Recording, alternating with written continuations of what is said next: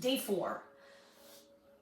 We are the ones we've been waiting for. So this came from a Hopi elder for a Native American gathering in Arizona that Rolf Gates attended, and he put that quote in here. We are the ones we've been waiting for.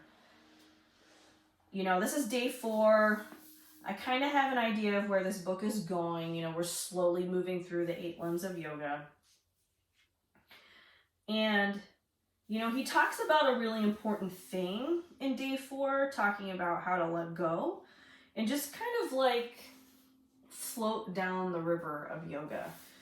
You know, I'm extremely type A. I don't like to let things go. I have a really hard time with non-attachment. If any of you have ever read the Bhagavad Gita, I've not read the whole thing myself. However, you know, one of the big things that they talk about in the Bhagavad Gita is non-attachment to things.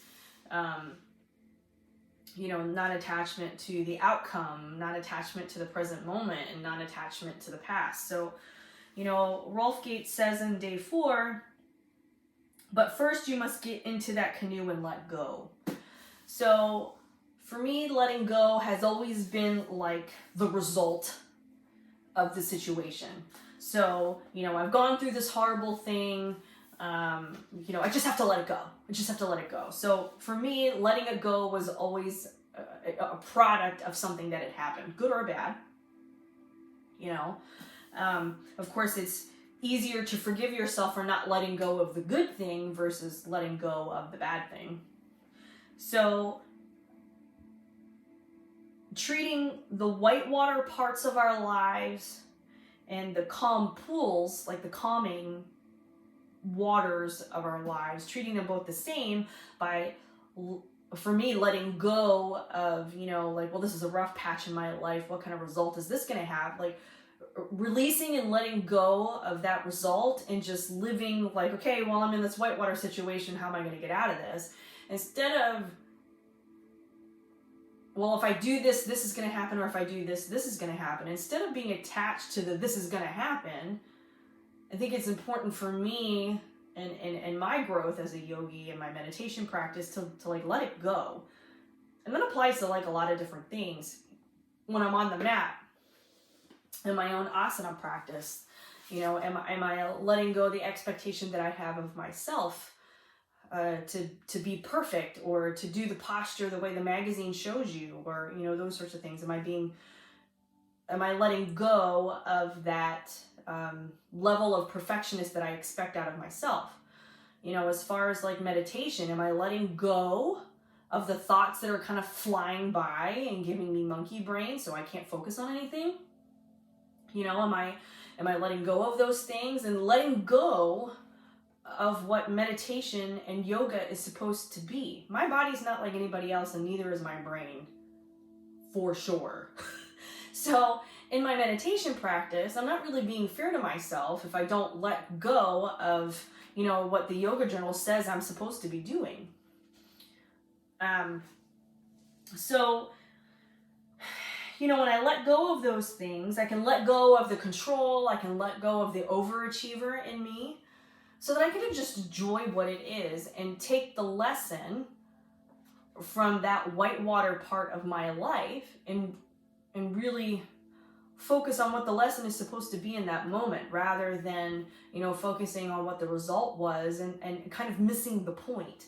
It's almost like you're so laser focused on something else that you're not paying attention to what's happening here. And if you would really just stop for one stinking minute and pay attention to what's happening in this present moment, then this part over here would make more sense. So I think that, you know, his point he was trying to make in day 4, and you know what? It doesn't matter that he was trying to make a point. The point was, for me, is that I need to release that need to control.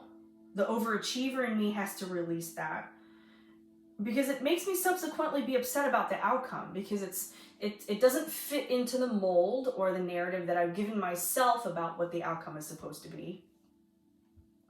And then I forget, and I ignore or don't see who is celebrating for me, or celebrating with me about having overcome or achieved whatever it is, you know, that you were going through. So what is the reason for doing what I'm doing beyond the reasons everyone has told or taught me? Letting go of the attachment of that container that everybody tries to jam you down into. That letting go of that is kind of like, I'm getting into the canoe and I'm floating down this river of yoga, and that container that everybody tried to put me in, I've just kind of plopped it down in the water and it's just kind of floating away. There's a tranquility in knowing that it'll float away when it's supposed to float away. I mean, that's physics in the physical world, but spiritually speaking, once you continue to loosen your grip, and that's something that my yoga teacher says to me all the time, to loosen your grip. Loosen your grip on what you think it's supposed to look like, because it just is what it is. If it's supposed to be that way, it will be, but if it's not, let it go. Loosen your grip. Maybe not necessarily like let it go completely, because that takes a little bit of like a mental stability there, that comes with time. But maybe for me, just simply loosening my grip so that it just kind of gently relaxes in a way. Let go of the expectations before I start, so that the whole the whole thing isn't a struggle. Releasing the need for it to be a struggle, letting go before it even starts, so you literally have no expectations, so you really can't not succeed, right? So let go in the beginning, so that it'll always be what it's supposed to be, and those expectations can kind of just float down the river away from your canoe.